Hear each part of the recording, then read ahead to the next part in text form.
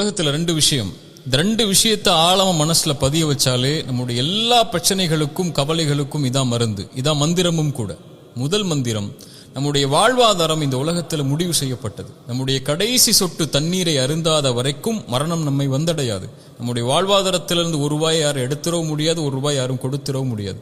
நம்முடைய தாயுடைய கருவறையில் நாம் உதயமாவதற்கு முன்னதாகவே இந்த வாழ்வாதாரம் முடிவு செய்யப்பட்டது. முடிஞ்ச வரைக்கும் முயற்சி செய்யணும், அல்லாஹ் கொடுக்கறது கொண்டு திருப்தி ஆயிரணும். ரெண்டாவது மந்திரம், இந்த உலகத்தில் எந்த ஒரு தீமையும் சோதனையும் பிரச்சனையும் கவலையும் நம்மை வந்தடையாது இறைவன் நாடாத வரைக்கும். வருவது நலவு. குர்ஆனுடைய இந்த வசனத்தை கேளுங்க.